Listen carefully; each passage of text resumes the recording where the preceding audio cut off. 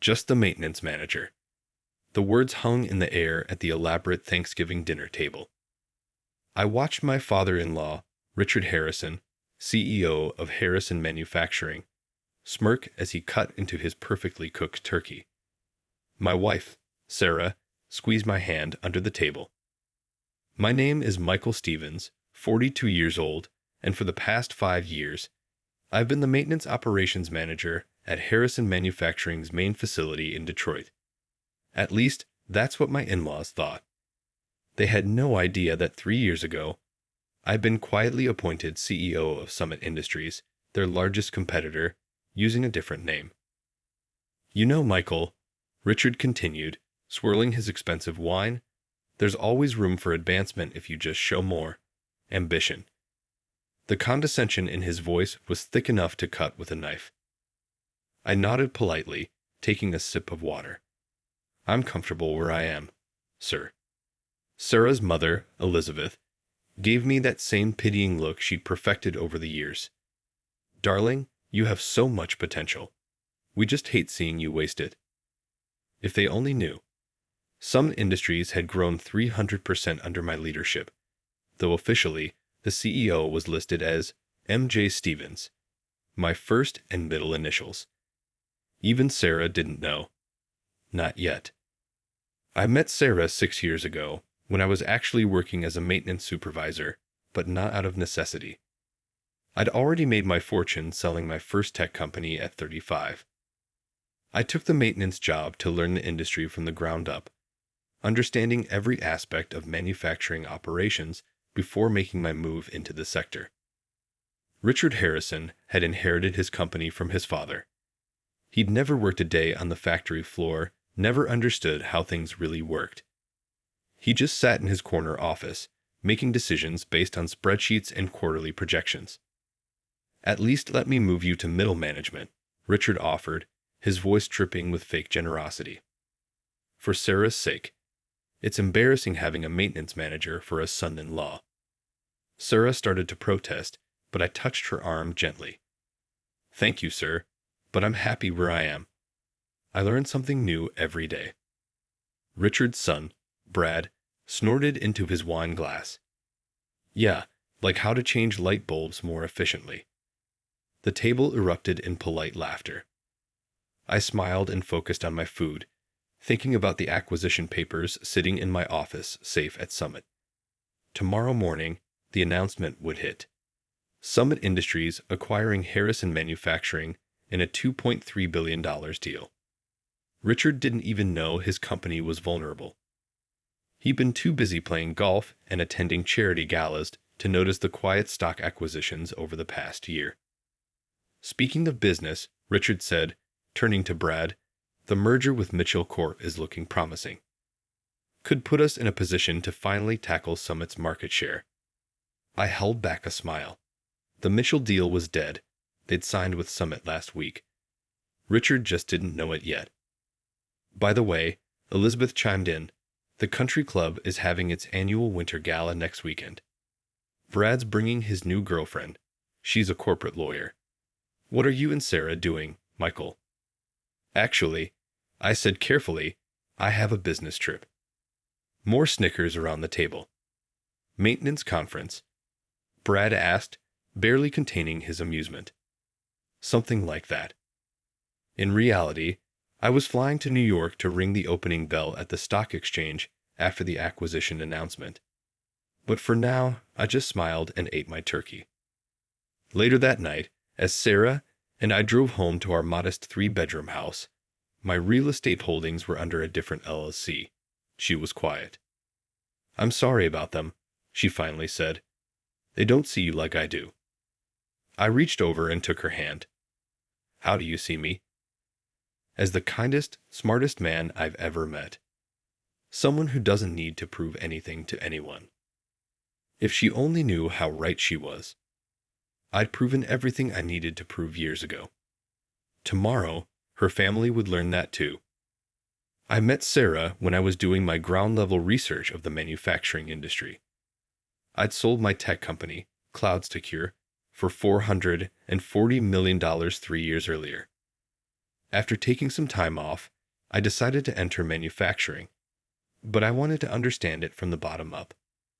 Too many CEOs failed because they never understood their own operations. Harrison Manufacturing was the perfect learning opportunity. Family owned, decent size, but poorly managed. Richard Harrison ran it like it was still 1985, refusing to modernize or innovate. He'd inherited a gold mine and was slowly turning it into a coal shaft. I applied as a maintenance worker under my real name, not bothering to hide my identity. Nobody bothered to Google me. They just saw my application, with its intentionally minimized resume, and hired me at $22 an hour. That's when I met Sarah. She worked in HR, processing new hire paperwork. Unlike her family, she was kind, humble, and genuinely interested in people. She saw past my job title from the first day. We started dating 3 months later. I told her about my tech background, but not about my wealth or my plans for Summit Industries. I wanted her to know me, not my bank account. When we got married 2 years ago, her family was less than thrilled. Richard pulled her aside at the rehearsal dinner. I overheard him telling her she was making a huge mistake, that she deserved someone more ambitious, more successful. Sarah told him that success wasn't measured by titles or bank accounts. I fell in love with her all over again in that moment. What nobody knew was that I'd been quietly building Summit Industries into a powerhouse. When I took over as CEO 3 years ago, we were half the size of Harrison Manufacturing. Now, we were 4 times bigger. I kept my double life secret for several reasons. First, I wanted to learn the industry without interference. Second, I needed to understand Harrison Manufacturing's weaknesses from the inside. And third, I didn't want Sarah caught between her family and me. But tomorrow, everything would change. I woke up early the next morning, Black Friday. Sarah was still sleeping as I dressed in my usual work clothes, khakis and a polo shirt with the Harrison Manufacturing logo. I kissed her goodbye and drove to work. The facility was quiet, running on a holiday skeleton crew. I walked my usual rounds, checking equipment, talking with the overnight shift workers. They were the heart of the company, the ones who kept everything running while executives like Richard played corporate games. At 8:30 a.m., my phone buzzed. A text from James Morrison, my COO at Summit. Everything ready. Press release goes out at 9. I texted back a simple confirmed and continued my rounds. At 8:55, I headed to the break room, where a small TV usually played news in the background. A few workers were there, having coffee between shifts. At exactly 9:00 a.m., the crawler at the bottom of the business news channel changed. BREAKNG. Summit Industries announces acquisition of Harrison Manufacturing in $2.3 billion deal. The room went quiet. Someone dropped their coffee cup. My phone started buzzing immediately. First call, Richard Harrison. I let it go to voicemail. Second call, Brad Harrison. Ignored. Third call, Elizabeth Harrison. Declined. Text from Sarah. OMG, have you seen the news? Dad's freaking out. Summit just bought us. I texted back, just saw it. Interesting. The facility's PA system crackled to life. All employees, please report to the main conference room immediately. I smiled and headed upstairs. Time for Act 2. The conference room was chaos when I arrived. Richard was there, face red, shouting into his phone. Brad was frantically typing on his laptop. Various executives were huddled in corners, whispering urgently. I took my usual spot along the wall, where maintenance managers usually stood during company meetings. Richard hung up his phone and addressed the room. Listen up. This news about Summit is premature. We haven't agreed to any acquisition. Their CEO, this MJ Stevens, is trying a hostile takeover. We're fighting this. I cleared my throat. Every head in the room turned. Actually, Richard, the deal is done. Your board approved it last night. Richard's face went from red to purple. What the hell do you know about it? Get back to your maintenance rounds. I pulled out my Summit Industries ID and placed it on the table. M.G. Stevens, I said quietly. Michael James Stevens, CEO of Summit Industries, and as of 9:00 a.m. today, CEO of Harrison Manufacturing. The room went completely silent. Brad's laptop slid off his knees and clattered to the floor. This is a joke, Richard stammered. I pulled out my phone and dialed James Morrison on speaker. James, please confirm the status of the Harrison acquisition for everyone here. Confirmed and completed, CEO Stevens. All paperwork was signed by the Harrison board at 11:30 p.m. last night. Press release went out at 9:00 a.m. as planned. The stock exchange opens in 20 minutes. You're expected to ring the bell at 9:30. Richard collapsed into his chair. Brad looked like he might throw up. Thank you, James, I said, ending the call. Now, I believe we have some changes to discuss. Just then, Sarah burst into the conference room. She stopped dead when she saw me standing at the head of the table, her father slumped in his chair. Michael, she said softly. Hi, honey. I smiled. We should talk. The silence in the conference room was deafening. Sarah stood in the doorway, looking between me and her shell-shocked family. Richard remained slumped in his chair, while Brad seemed frozen in place, his laptop still on the floor. Everyone except the Harrison family, please leave the room, I said quietly but firmly. The executives and managers filed out quickly, casting backward glances and whispering among themselves. Once the door closed, Sarah spoke first. How long? She asked, her voice surprisingly steady. I've been CEO of Summit for 3 years, I replied honestly. But I've been planning this longer. You lied to me. There was hurt in her voice, but also something else, curiosity. I never lied about who I am, I said, moving toward her. Everything you know about me is true. I just didn't tell you everything. Richard suddenly found his voice. You manipulative bastard, he shouted, standing up. You used my daughter to spy on my company. Actually, I cut in coldly. I never needed to spy. Your company's weaknesses were glaringly obvious to anyone who bothered to look. You've been running this place into the ground for years. How dare you? Richard started, but I cut him off again. Your maintenance budget has been cut by 60% over the last 5 years. Equipment failures are up 200%. You've lost 15 major clients in the past 2 years because you can't maintain consistent quality. You've been cooking the books to hide it all from the board. Brad finally spoke up. That's not true. We're expanding. The Mitchell deal. The Mitchell deal is dead, I stated flatly. They signed with Summit last week, just like Advanced Technologies did last month, and Premier Manufacturing the month before that. All clients you lost because you refused to modernize. Sarah moved fully into the room, closing the door behind her. Did you marry me for this? She asked quietly. The question hit me hard. I turned to face her fully, ignoring her family. I married you because I fell in love with you. Because you saw me as a person, not a position. Because when your family mocked me at every dinner, every event, you defended me. You loved me for who I am, not what I owned or what title I held. Then why didn't you tell me? I took a deep breath.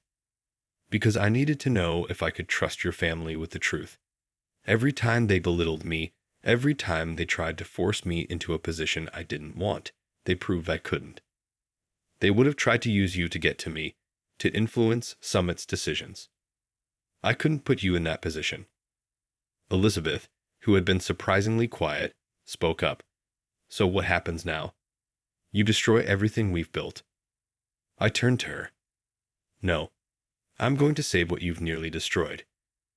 Harrison Manufacturing has good bones, excellent workers, solid core products, strong market presence.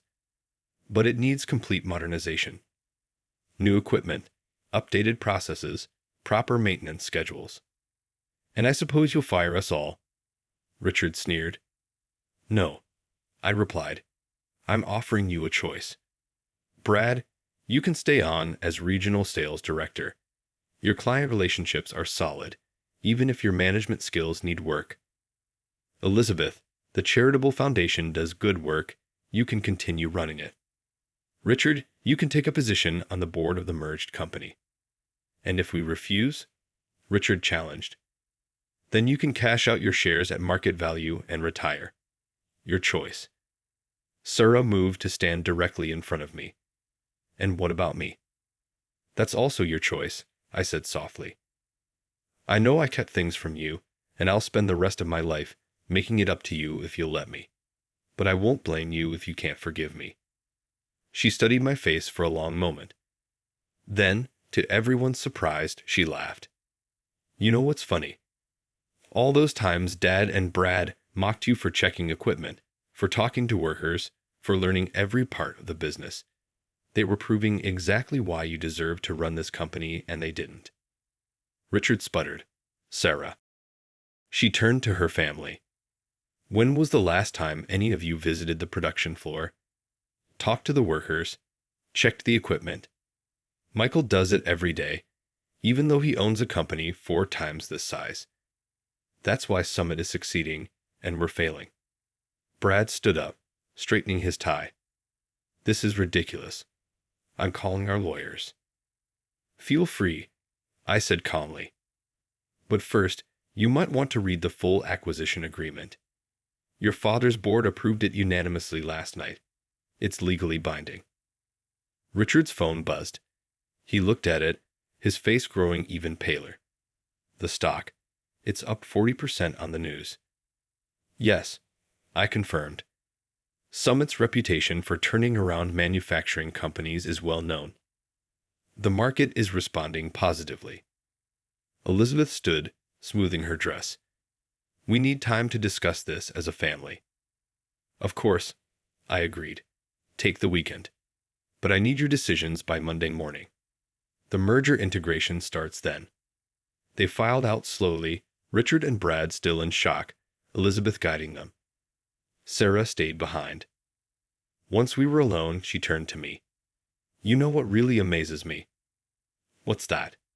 That you sat through every family dinner, every holiday, every event where they treated you like dirt, and you never once threw it in their faces.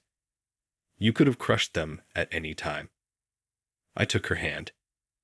Because proving them wrong wasn't the point. Building something better was. And I couldn't do that if I let their opinions drive my actions. She squeezed my hand. So, CEO Stevens, what's really going to happen to the company? Exactly what I said. Full modernization. Better equipment, better processes, better treatment of workers. Harrison Manufacturing will become a division of Summit, but will keep the name. Your great-grandfather built something valuable here. Your father nearly destroyed it. I'm going to restore it. And us. I pulled her close. That depends entirely on you. Can you forgive me for not telling you everything? She smiled. Did you ever lie about loving me? Never. Not for a second. Then we're good. But, she added with a smirk, you're taking me to dinner tonight and telling me EVR right Fang. No more secrets. I laughed. Deal. Although, there is one more surprise. Oh. That modest house we've been living in? I actually own the entire block. And there's a penthouse in downtown Detroit with our name on it. She punched my arm playfully. Any other real estate holdings I should know about? Well, there's the villa in Italy. Monday morning arrived with a buzz of anticipation throughout Harrison Manufacturing. The weekend had given everyone time to process the news, but uncertainty still hung in the air like a heavy fog. I arrived early, parking in my usual spot rather than the executive spaces. Sarah had driven separately. We'd agreed it would be better to maintain some professional distance at work, even though everyone now knew we were married. The first major meeting was scheduled for 9 a.m. The entire Harrison family had requested to deliver their decisions together. I sat in what had been Richard's office, now mine, reviewing reports when they filed in. Richard entered first, followed by Brad, Elizabeth, and finally Sarah, who gave me a small smile before taking her seat. "We've made our decisions," Richard announced, trying to maintain his authoritative tone despite the circumstances.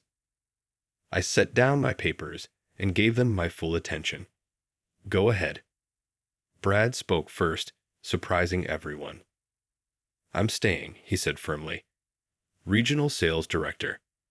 But I have conditions." "I'm listening." "I want to learn the business properly. Not just sales, but operations too. If I'm going to help run this company, I want to understand it like you do." I nodded, impressed. "Agreed. You'll spend 3 months rotating through every department, starting with maintenance. Just like I did." Brad winced slightly but nodded. Elizabeth spoke next. "I'll continue with the foundation, but I want to expand its scope. We should be doing more for our workers' families, offering better educational support and community programs." "Already in the works," I replied. "Summit has a matching program for employee education. We'll implement it here immediately." Finally, Richard cleared his throat. I won't be taking the board position." The room went quiet. "I'm retiring," he continued, "but not because of pride or anger. This weekend, I visited the factory floor for the first time in 5 years. Talked to the workers. Looked at the equipment." He paused, looking older suddenly. "You were right. I've been running this company into the ground. My father would be ashamed." "He wouldn't be ashamed," I said quietly. "Disappointed, maybe, but you can fix that by helping with the transition. Share your knowledge of the company's history, its relationships.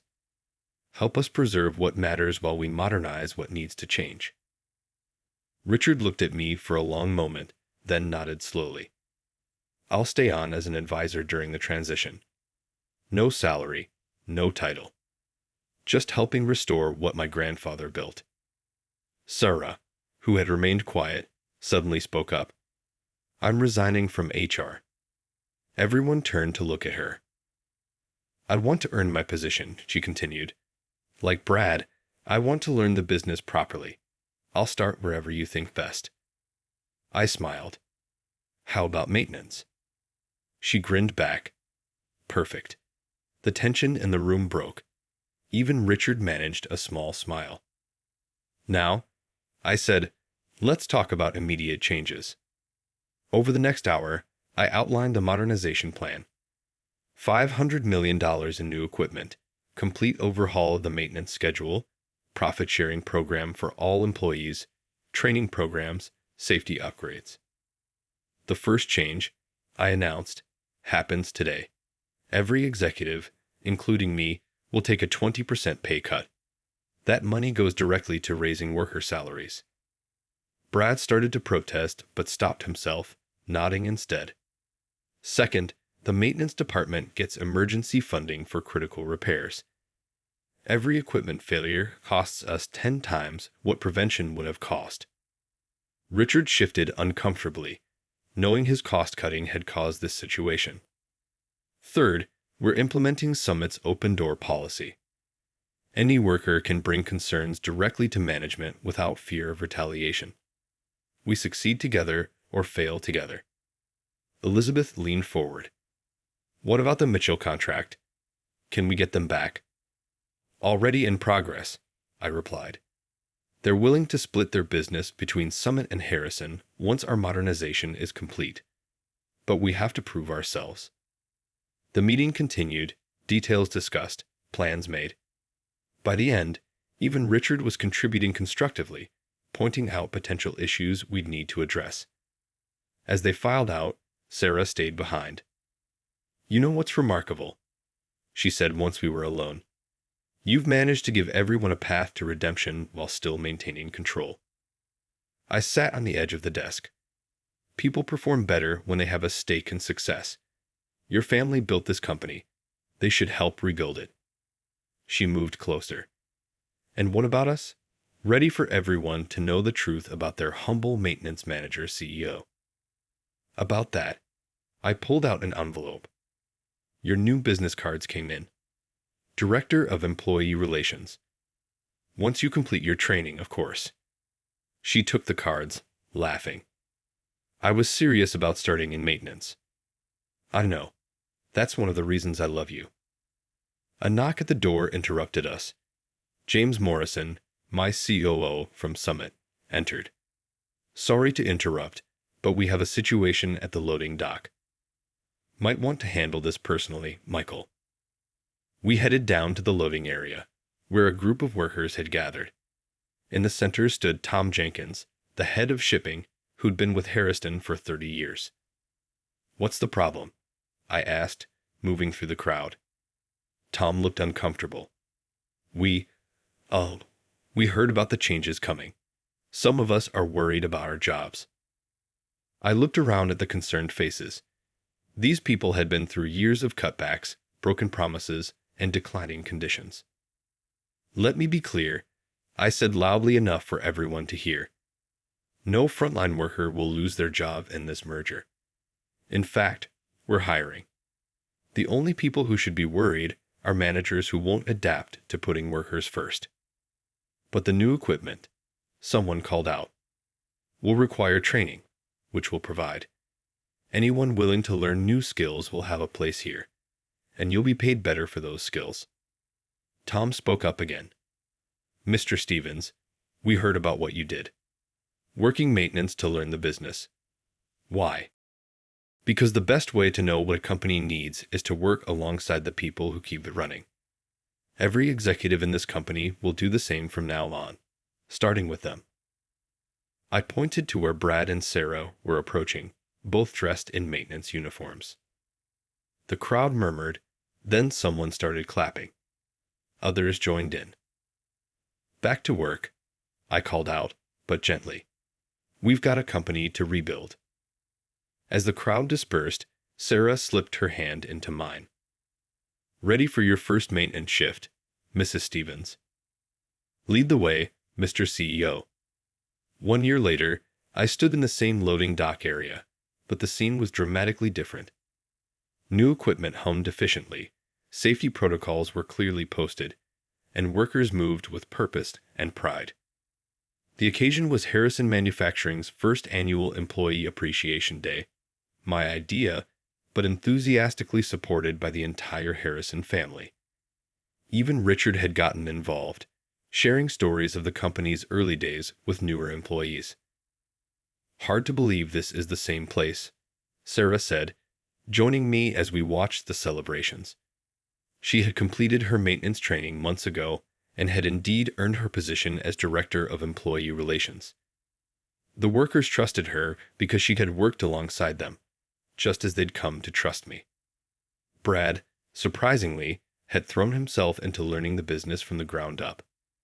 He was still in maintenance coveralls more often than suits these days, having discovered he had a talent for spotting efficiency improvements in operations. Latest numbers are in, James Morrison announced, walking up with a tablet. Harrison Division's productivity is up 85% from last year. Employee turnover is down to less than 5%. Safety incidents reduced by 90%. I nodded, satisfied but not surprised. And the Mitchell contract. They're moving 60% of their business to us next quarter. Apparently, their experience with our competitors hasn't been positive. Sarah grinned. You mean the company is still running things the old way? Like Dad used to. Speaking of Richard, he approached our group looking more relaxed than I'd ever seen him. Retirement had been good for him, though he still came in 3 days a week as an advisor. Michael, he said, extending his hand. I owe you an apology. Well, another one. What for this time? I found my father's old journals in storage. He wrote about running the company, about knowing every worker's name, about maintaining equipment himself when needed. He paused. You remind me of him, You run this place the way it was meant to be run." Coming from Richard, this was high praise indeed. "The difference is," I replied, "I had good people showing me what needed fixing." I gestured to the workers around us. They knew all along. Management just needed to listen. Elizabeth joined our group, excited about a new scholarship program the foundation was launching for employees' children. The old Harrison family was changing, learning, growing along with the company. "Time for your speech," Sarah reminded me, nodding toward the makeshift stage. I stepped up to the microphone, looking out at the gathered employees, my real family now. 1 year ago, many of you thought Summit's acquisition meant the end of Harrison Manufacturing. Today, we're stronger than ever. Not because of me or the Harrison family or even Summit's resources. We're stronger because every person here committed to building something better. The crowd applauded. When I first came here as a maintenance worker, I learned more than just how this company ran. I learned who really made it work. Today, we're not just celebrating numbers or contracts. We're celebrating you, the heart of Harrison Manufacturing. More applause. So today, I'm announcing something new. Starting next quarter, Harrison Manufacturing will become an employee-owned company. Every worker will receive shares, making you all partners in our success. The applause turned to cheers. Because a company isn't about titles or corner offices. It's about people working together, building something lasting, something worthy of the trust you've all shown. I found Sarah's eyes in the crowd and saw her proud smile. Together, we've proven that success doesn't come from cutting corners or inflating titles. It comes from respecting every person's contribution, from the newest maintenance worker to the most experienced engineer. Richard, standing near the back, nodded slowly. "So thank you for teaching me, for trusting the changes, for building this future together.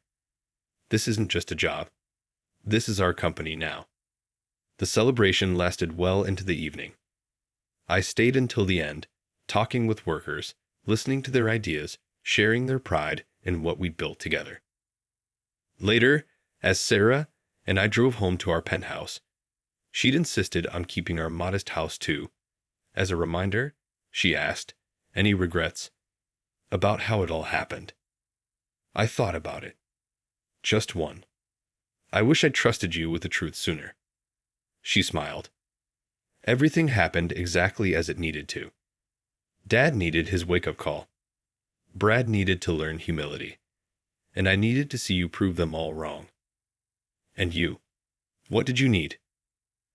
"I needed to fall in love with the maintenance manager who turned out to be exactly who I thought he was, the smartest, kindest man I've ever met. The fact that he also happened to be a brilliant CEO, that was just a bonus." I pulled her close. "Ready for what comes next?" "What's that?" "Growing our family, both personal and professional." She grinned. "Well, about that, I have some news of my own to share." And suddenly, I realized that some successes couldn't be measured in stock prices or contracts. They were measured in moments like these, in trust rebuilt, in families strengthened, in futures brightened. Not bad for a simple maintenance manager.